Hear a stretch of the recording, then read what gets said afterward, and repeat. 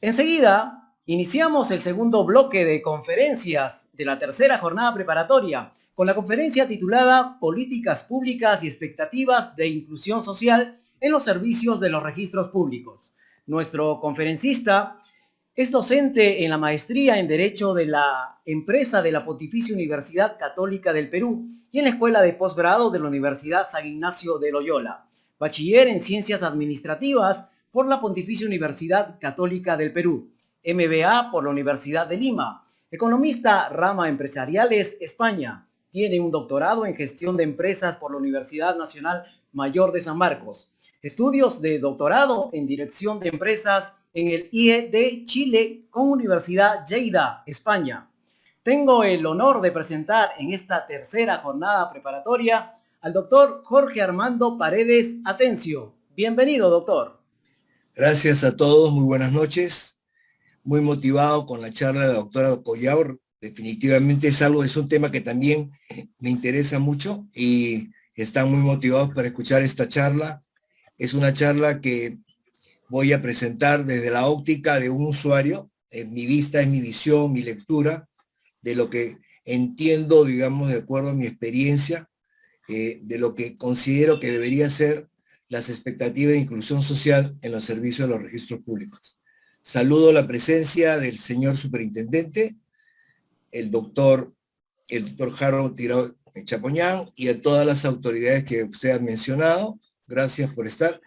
Y el título de esa reflexión, de esta charla, le he denominado Políticas Públicas y Expectativas de Inclusión Social en los Servicios de los Registros Públicos. Qué importantes son los registros públicos en el Perú y qué importantes son en cualquier, digamos, en cualquier territorio del mundo. De alguna u otra manera, todos hemos pasado por los registros públicos en distintas instancias, como compradores, como vendedores, como donadores, como personas que hemos sido receptores de alguna donación, algún anticipo legítimo de herencia. De tal manera de que el tema registral es un tema que es del día a día. Sin embargo, no todos están adecuadamente informados de cuáles son sus derechos y cuáles son, digamos, también sus obligaciones respecto al tema de los derechos registrales. Lo que estoy haciendo en este momento es un overview, es decir, una revisión de los matices que conforman esta actividad inclusiva de la SUNAR. Hay algo que quiero destacar de la información que he ido revisando. Encontré esta información que me causó muchísimo interés. En el año 2017, con motivo del fenómeno del Niño, SUNAR habilitó un acceso en línea para atención eficaz a los damnificados por desastres. De tal manera que en esta iniciativa, en este programa, tuvimos pues el tema de una plataforma interoperativa, ¿no?, que permitió precisamente acceder al servicio de publicidad registral a un grupo, digamos, de afectados. El reto de la SUNAR en ese momento fue escribir todos los derechos de propiedad, y permitió beneficiar a miles de damnificados que han perdido sus viviendas y exonerados de los trámites. Aquí tenemos un primer avance de lo que ha sido, y me imagino que continúa este programa de la inclusión social. Es como el ciudadano, que es el beneficiario principal de la actuación de toda gestión pública, recibió en esta instancia la posibilidad de poder, digamos, hacer un saneamiento de su propiedad a raíz, digamos, de todo este tema de este desastre natural. También, digamos, me pregunto si la inclusión social en el contexto peruano estamos totalmente avanzados. Tenemos una realidad en la cual estamos luchando, y SUNAR definitivamente, de acuerdo, digamos, a la lectura que he recibido de la ponencia de la doctora Collao, SUNAR está comprometida, está empeñada en realizar, digamos, de la mejor forma un programa muy activo, muy monitoreado, con una mejora continua del proceso de inclusión social.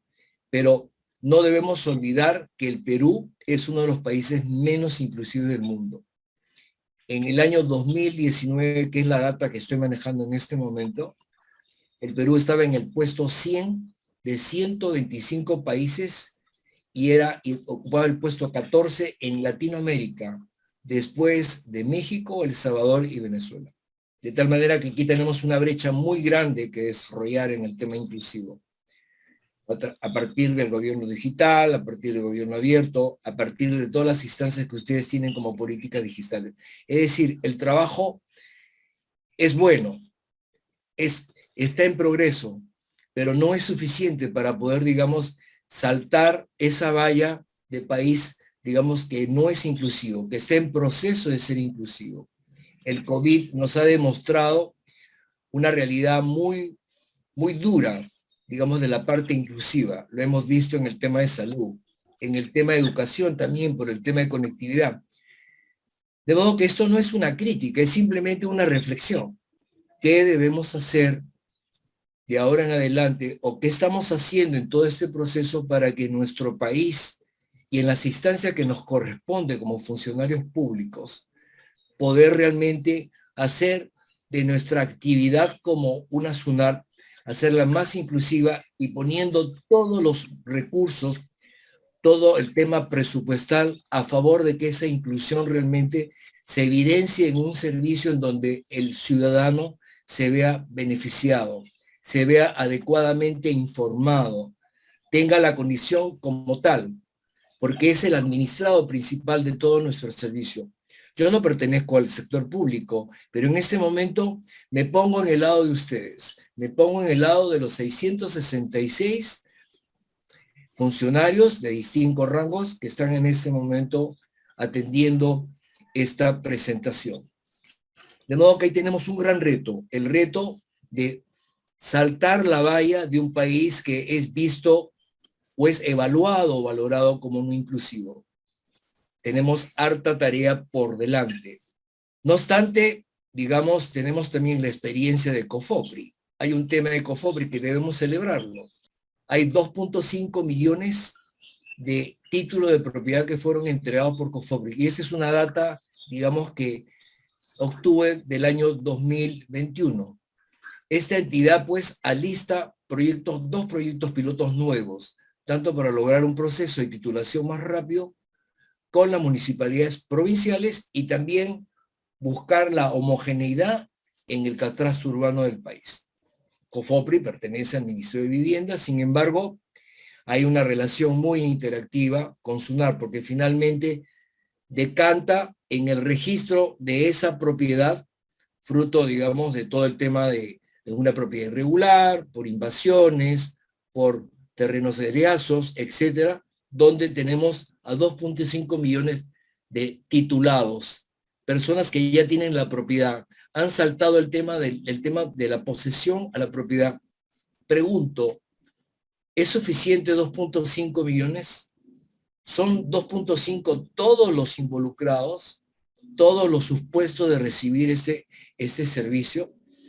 No discuto y no descarto la gran labor que está haciendo COFOPRI. Sin embargo, digamos, son números que deben ir en aumento. Y ahí está, digamos, la parte de la inclusión registral que he encontrado por parte de SUNAR. Ustedes tienen la brigada registral, tienen los talleres de comunidades campesinas, tienen, digamos, los talleres de comunidades nativas, tienen los talleres de organizaciones de base, tienen el tema del registro informativo, tienen el programa de SUNAR Emprendedor, SUNAR en tu pueblo, SUNAR te capacita, SUNAR te educa, SUNAR te escucha. Es decir, todas esas competencias que ha mencionado la doctora Collao están totalmente presentes aquí, digamos, la escucha activa, es decir, esa motivación no solamente de carácter, digamos, intrínseco, sino esa motivación de carácter trascendente. ¿En qué forma, digamos, estamos trascendiendo, estamos haciendo la vida del ciudadano, digamos, no informado, que está en proceso de informarse para reconocerle esos derechos que tiene sobre la propiedad que ocupa? Y no son pocos programas, son varios programas, de tal manera que el gran reto que tiene SUNAR es seguir construyendo soluciones a través de los programas que ya tienen emprendidos, más otros que puedan emerger, que permita que efectivamente esa inclusión registral forme parte de una real inclusión social de las personas o ciudadanos a los cuales está dirigido. Felicito los programas, son programas extraordinarios porque hacen de que SUNAR llegue al ciudadano. No es el ciudadano el que busca SUNAR, es SUNAR el que busca al ciudadano, porque es el ciudadano el que necesita una seguridad jurídica, y esa seguridad jurídica solamente se la podemos dar los que estamos dentro de este mundo. El core de este negocio en el sentido de servicio público, es precisamente darle y reconocerle los derechos a aquella población que no es poca sobre la propiedad a la cual, digamos, tienen todo el derecho. Y esa formalización, ese saneamiento de predios, ese saneamiento registral es absolutamente indispensable. ¿Por qué? Porque de ese saneamiento registral, de esa titulación, nos va a permitir ser sujetos de crédito, nos va a permitir seguir creciendo en nuestras actividades. El hecho de pertenecer a una familia no implica que no somos una empresa. La primera empresa que tenemos es la familia. Y a partir de las propiedades que uno tiene, una, dos, o inclusive a partir de un vehículo, hemos podido seguir creciendo. Gracias a las propiedades hemos podido ir dando saltos cualitativos en nuestra condición de familia. Es un crecimiento, por supuesto, de carácter económico y debería venir acompañado con un crecimiento como persona, indudablemente. No estoy hablando solamente del crecimiento de carácter registral, de carácter de propiedad, sino también es importante que se sume el crecimiento como personas. De modo que estos programas de inclusión registral son importantes y deben continuar más allá, digamos, de cualquier cambio de política, de cualquier cambio de gobierno. No se deben interrumpir bajo ningún punto de vista. Estos programas tienen que tener, digamos, el petróleo, el oxígeno que tuvieron al momento de ser concebidos. Y aquí hay una pregunta que es necesaria hacerla. ¿De qué inclusión estamos hablando? ¿Cuál es el quid de la cuestión, el quid de la cuestión? Y vemos que el término inclusión se ha convertido en muchos casos en una especie de tema retórico, sugestivo, usado a veces como muletilla para hacer las propuestas más interesantes. Esa es una grave responsabilidad, el tema de la inclusión social. La inclusión social realmente debe conjugar mecanismos que empoderen al ciudadano para que tome decisiones y sea una oportunidad para garantizarle su propiedad en los distintos sectores sociales donde nos ubiquemos. Y esta inclusión social no solamente va para las personas que tienen un nivel socioeconómico determinado, va para todos los niveles socioeconómicos, desde la A hasta la E. La inclusión abarca a los 31 millones de habitantes, abarca mucho más a una población económicamente activa, con mayor razón para un sector informal. Un sector informal de la economía generalmente está acompañada con una informalidad en la propiedad, de tal manera que es un lindo término, pero que deviene y representa un gran compromiso de todos. Leía una ponencia que hubo en una convención sobre gestión pública por uno de los gerentes que tuvo la SUNAR, en la cual hablaba del mejor management en el sector público, ¿no? Y hablaba de que la SUNAR, el programa de SUNAR en el pueblo, daba un resultado el año 2013 de 49.871 personas, digamos, beneficiadas de este programa. Y que durante el año 2014 esa cifra había saltado a 67.641 atenciones brindadas a lo largo de todo el país. De tal manera que las instancias están dadas, los programas están dados, y este tema de métricas, este tema de indicadores, este tema de famosos KPIs, de OKRs, debemos tenerlos totalmente, digamos, aterrizado. Es importante que estos datos, esta información sea totalmente pública y lo conozca cualquier ciudadano de a pie, para que efectivamente vea que hay una institución que los está acompañando a lo largo de toda su vida como ciudadano. Y no puedo pasar por un concepto tan importante como el tema del bien común. El bien común está implícito dentro de la inclusión social. Cuanto más bien común tengamos en nuestro país, cuanto más comprometidos estemos en el bien común, más inclusivos seremos. Y no es un tema difícil, es un tema sumamente, digamos, transparente, se allana rápido, es de fácil cumplimiento. Y el bien común solamente adquiere significado cuando está engarzado dentro de un tema de una propuesta de gobierno, dentro de un Estado responsable, transparente, que mira las necesidades de sus ciudadanos o de sus gobernados. Y en ese sentido, quiero, digamos, parafrasear a Tomás de Aquino, sin hacer ninguna clase o una invocación a la filosofía, pero me quedo con un pensamiento. El pensamiento es: gobernar consiste en conducir lo que es gobernado, pero en su debido fin, en su debido propósito. De tal manera que estos componentes que tenemos en los famosos PIs, en nuestros planeamientos estratégicos, que lo tenemos en el sector público y en el sector privado, conllevan tanto al ciudadano, que es en el sector público, como al cliente o consumidor, que es en el sector privado, ¿no?, a conducir a ese gobernado, a ese administrado, a ese cliente, a ese consumidor, a ese usuario, a un debido fin. Porque el ser humano siempre va a buscar el bien. El bien forma parte de la naturaleza del propio ser. Hemos nacido buenos, debemos crecer como buenos, debemos terminar como buenos. Y el bien de todo tipo, material. Y esta búsqueda tiene lugar precisamente en una sociedad que advierte que el bien común es importante. El bien común está, digamos, por encima del bien particular. Y en ese sentido, digamos, es importante satisfacer esas necesidades para poder atender las necesidades del ciudadano y como ente y como propósito desarrollarlo como persona. Ya tenemos un tema de inclusión social, ya tenemos la base en la inclusión social, ya sabemos que tenemos una tarea muy grande por desarrollar en adelante, más allá de los múltiples esfuerzos meritorios que está haciendo la institución y que están haciendo todas las instituciones ligadas, digamos, al aparato estatal.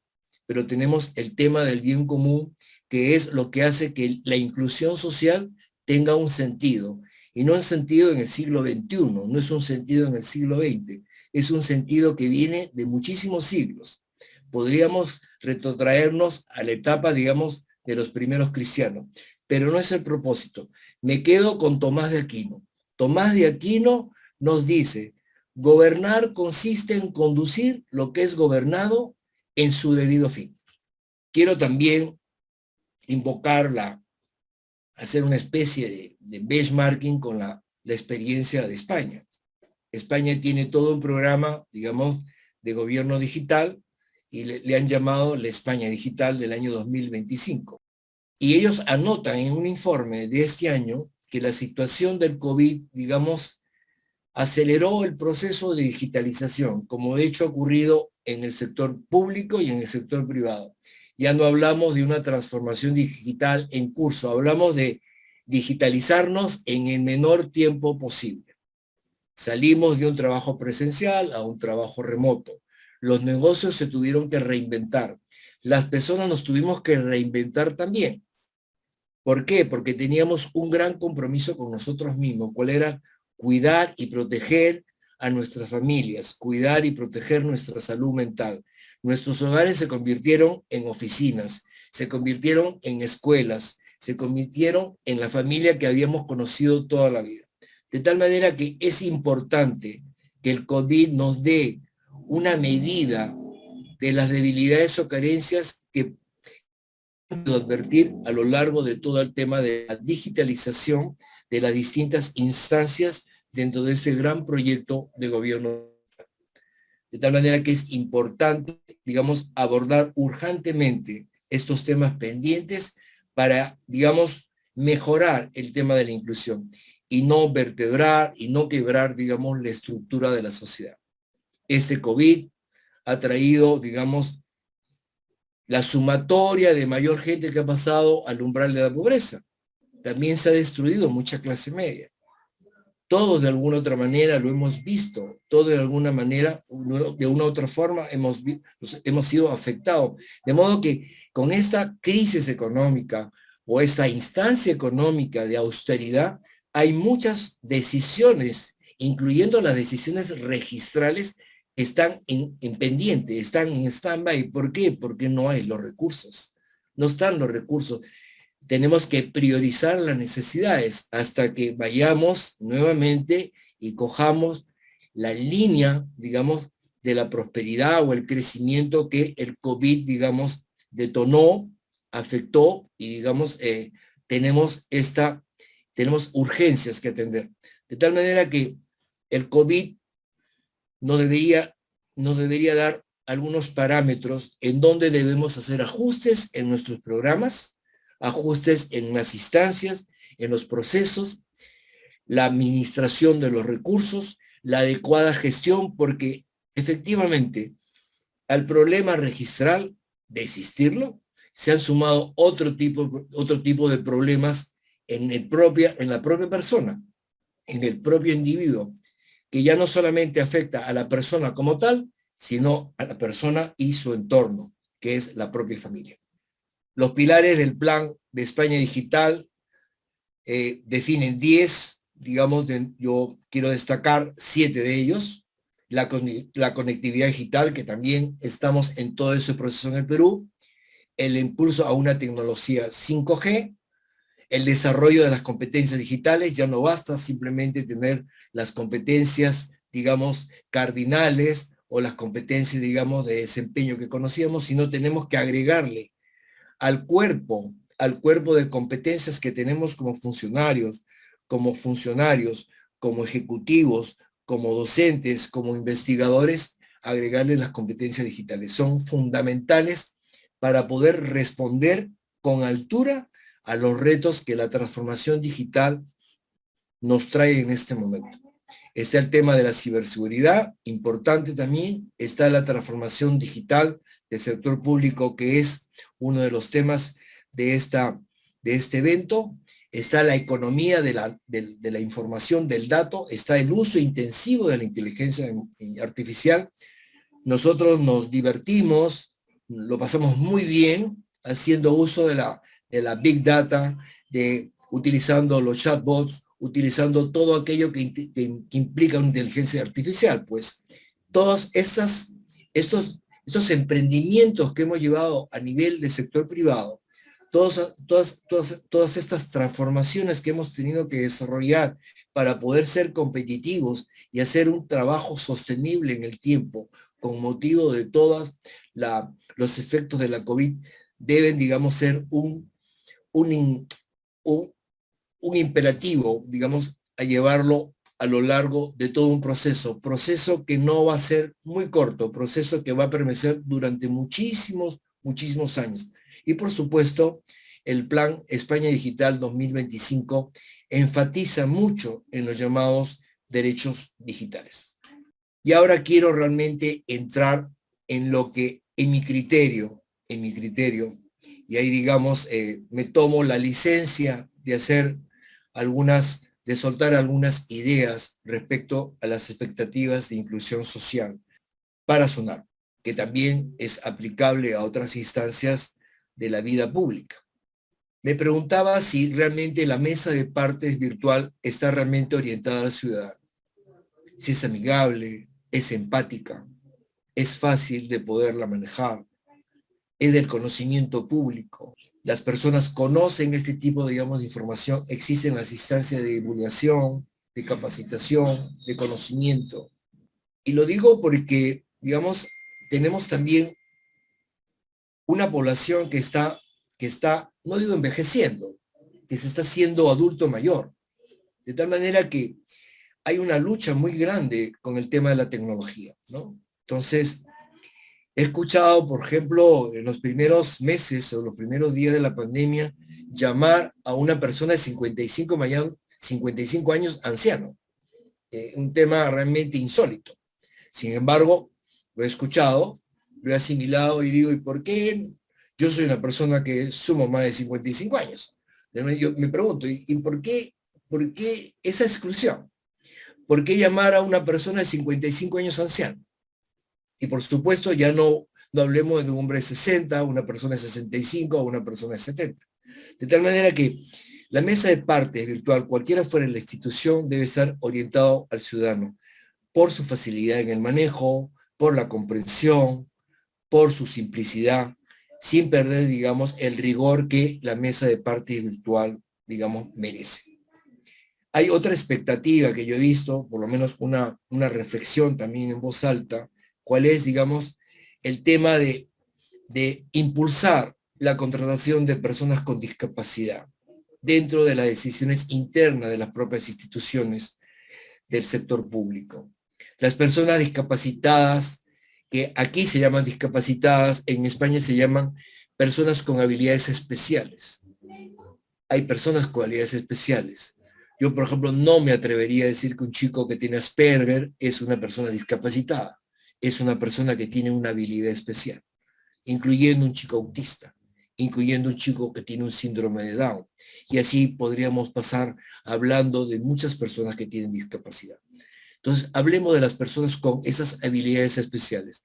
Es importante incorporarlas al mundo laboral, dentro de las normas, parámetros y límites que fija la norma pública o la norma privada. Son decisiones internas, son decisiones de personas, van más allá de la propia norma. La norma nos faculta. Entonces, si nos faculta, somos facultados. Y si somos facultados, tenemos la capacidad de poder decidir y de poder integrar e incluir personas con discapacidad dentro, digamos, de nuestros organismos o dentro de nuestras instituciones. Hay otra idea más que me vino en la preparación de esta presentación. ¿Cuál es, digamos, el lenguaje, el uso del lenguaje de señas? Qué importante es. Qué importante, digamos, que al momento de poder transmitir una información por el canal de YouTube de SUNAT o por cualquier canal de YouTube de cualquier, digamos, entidad pública, tengamos a la persona de lenguaje de señas al costado. ¿Por qué? Porque tenemos también personas sordomudas que también son sujetos de derechos y de derechos registrales, con derechos de propiedad. De tal manera que es una reflexión, si lo están haciendo, fenomenal. Sin embargo, lo quiero puntualizar. El lenguaje de señas es algo que, al contrario, anima. Por ejemplo, veamos en el canal 7, que es el canal, digamos, estatal. Tenemos un noticiero que es en la noche, donde tenemos el noticiero en habla castellana, en habla española, y tenemos una parte que es muy breve, podría ser más todavía, por supuesto, podría ser mayor ese espacio, en la cual se habla en las lenguas, digamos, nativas, tanto el aymara como el quechua. Y yo he visto, digamos, qué importante es dirigirse, digamos, al usuario, al ciudadano quechua parlante, aymara parlante en su propia lengua. Es importante. Y saco un ejemplo, por ejemplo, ¿no? Para los que han ido a Francia o los que hemos pasado por Francia, por ejemplo, les molesta mucho que no le hablen en inglés. Prefieren que una le hable en español o en francés. De tal manera que tienen una conciencia, una toma de conciencia muy fuerte respecto a la lengua. La lengua castellana es muy rica, es inmensamente rica. Nos deleitamos con grandes obras literarias, con grandes escritores, pero no menos cierto, tenemos lenguas, digamos, que tomar en consideración. De tal manera que tenemos el tema del uso del lenguaje de señas. También hay un tema, digamos, que quiero destacar en esta presentación que estoy haciendo, lo cual es trabajar fuertemente, digamos, el desarrollo de oportunidades. Es decir, debemos trabajar sobre igualdad de oportunidades para, digamos, las personas de un sexo o de otro. Debemos tener esa equidad de género, esa equidad de género. De hecho, digamos, el Perú y las empresas privadas y entidades públicas están en ese camino de tener esa paridad, esa equidad en la contratación de personas. Ese también es un factor inclusivo. Un factor también inclusivo es valorar y premiar el desempeño por el mérito, por la meritocracia. La meritocracia no molesta a nadie, es una teoría de larga data y la meritocracia nos hace precisamente tener la motivación, tener el espacio de compartir. La meritocracia también llama a un liderazgo resonante, a un liderazgo transformador, definitivamente. Tomo las palabras de la doctora Collao y, digamos, y las sumo aquí. Meritocracia, igualdad de oportunidades. Ese es un buen liderazgo, un liderazgo que trasciende, un liderazgo que toma y captura la oportunidad donde hay capacidad, donde hay potencial y donde hay desempeño. Y tenemos el tema de las competencias digitales que ya las he mencionado. Son muchas. Cuando menos, digamos, el tema de el ser hábiles, útiles, diligentes, preparados, listos, dispuestos a que nuestras competencias digitales nos suban a ese bus que va a una velocidad muy fuerte, lo cual es la transformación digital. Debemos tener muy claro ese set, ese listado, ese inventario de competencias digitales para que nadie quede atrás. Todos estemos en la misma línea, todos vayamos en la misma línea de carrera. Nadie puede quedarse atrás. No existen razones algunas, porque hoy día el conocimiento es prácticamente gratuito. La web, lo que hay en internet, hay información más valiosa que, digamos, que deleznable. De tal manera que esa información, esos silos de conocimiento tienen que ser utilizados para un mejor desempeño de nuestra profesión, de nuestra carrera pública. Y va por tomar en cuenta que la competencia digital ya no es una opción, es una obligación, es un compromiso que tenemos que tomar. Y cuanto más digitales seamos, también seremos más inclusivos, porque podremos hablar de igual a igual con los otros pares dentro de la función pública o dentro de la función privada. Aquí está lo que mencioné, me adelanté, ¿no? Una comunicación en lenguas madres, en lenguas nativas. Definitivamente que esto es importante, importante. Quiero sacar simplemente, me ha tocado estar varias veces en el pueblo de Maras, que es un pueblo cusqueño, es un pueblo muy bonito, un pueblo hermoso, me imagino que ustedes también lo conocen, donde está la salinera de Maras, y he disfrutado un evento de la comunidad, de las comunidades que están alrededor de la comunidad de Maras, en la cual se hacen unos eventos que empiezan muy temprano, porque la gente del campo empieza a las 5, 6 de la noche, ¿no? Y esos eventos han tenido un gran éxito cuando hemos hecho por lo menos el esfuerzo de saludarlos en quechua, el esfuerzo de despedirnos, de entablar 4 o 5 expresiones quechua. Qué felicidad he visto en sus rostros. Eso es importante porque son personas que han crecido, piensan, sienten, se emocionan y deciden en quechua, deciden en aymara. Y eso es bueno, eso es enriquecedor. Se habla de un Perú diverso, pues entonces la diversidad está precisamente en estas lenguas. Estas lenguas están más vivas que nunca. Lo hemos visto en toda esta campaña electoral. Hemos visto personas de un otro partido, no indico quiénes, pero que se han expresado en quechua. Se han expresado en quechua. Y me imagino que ese mensaje ha sido muy bien recibido por aquellas personas que lo tienen como una lengua madre. De modo que esta es una reflexión respecto al tema de la inclusión social y respecto al tema de los canales de comunicación que podría tener la SUNAT respecto a estas poblaciones que también forman parte de los programas de SUNAR Inclusión Registral. Importante también la presencia y tomar en cuenta al adulto mayor. Lo he mencionado. ¿Por qué? Porque el adulto mayor pertenece a esa generación que se llama Baby Boomer. Hoy día tenemos Baby Boomers, tenemos la generación tradicional, que son por los que están por encima de 80 años, la Baby Boomer, que son los que están entre 50 y 60, 65 años, la generación X, que me imagino que es gran parte, digamos, de la audiencia, en la cual, digamos, que me honro tener frente a mí, y también está la generación de los millennials, la generación de los Zetas, etcétera, etcétera. Pero lo importante es que tenemos los adultos mayores, la gente mayor, que son los que han generado el patrimonio. Somos los papás los que tenemos el patrimonio. Somos los papás los que vamos a heredar por los hijos, a favor de los hijos. Somos nosotros los que hemos trabajado y son las siguientes generaciones que también están construyendo su patrimonio.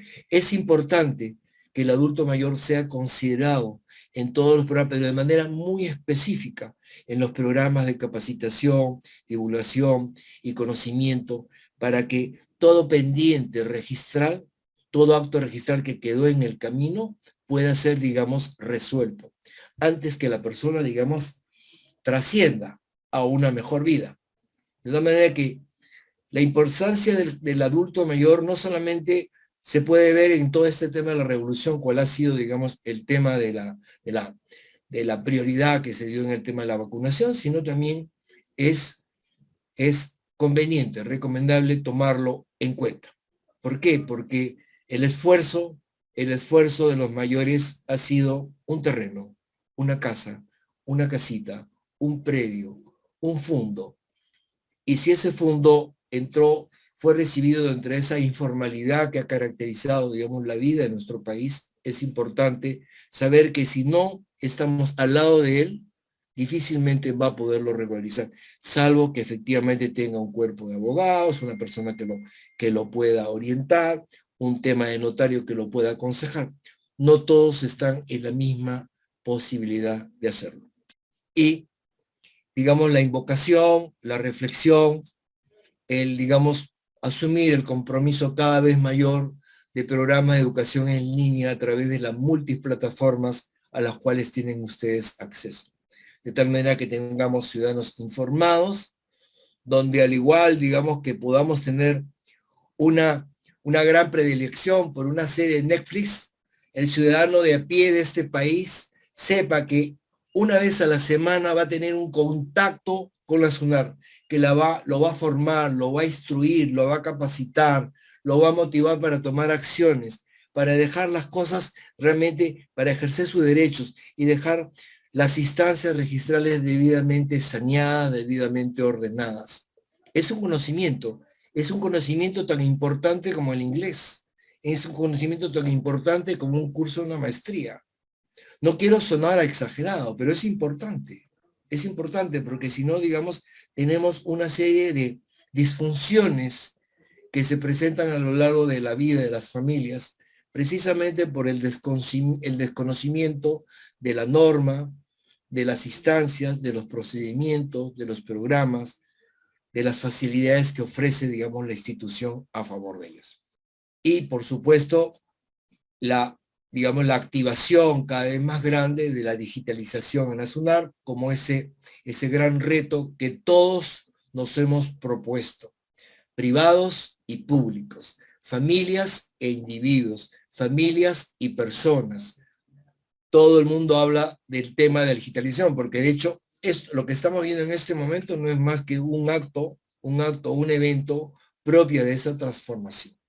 Es muy posible que de no haber existido el COVID, esta charla o todo este evento, este gran evento de ustedes, se hubiera desarrollado una sala de conferencias. De tal manera que hemos tenido que desarrollar no solamente la facilidad o la competencia de manejar el Zoom, compartir pantallas, sino hacer, digamos, las cosas mucho más llevaderas. Ya voy terminando. Y por supuesto, también, digamos, ver y evaluar la gradualidad del costo de los trámites. Es importante. No tengo, digamos, la autoridad moral de decir si un costo de un trámite es digamos, elevado o es bajo, pero sí es importante, dado que tenemos digitalización, es muy posible que la digitalización traiga consigo también la reducción de los costos de los trámites. Y esto es cuanto yo le quería, digamos, compartir. Mi visión como usuario, como ciudadano, y porque quiero mi país, porque admiro la labor de ustedes y porque considero que tienen ustedes una amplia gama de oportunidades para seguir, digamos, prestando ese gran servicio que el ciudadano peruano, digamos, espera de ustedes. Gracias. Estoy a disposición de ustedes para cualquier pregunta. Muy bien. Aplaudimos los conocimientos compartidos, doctor Jorge.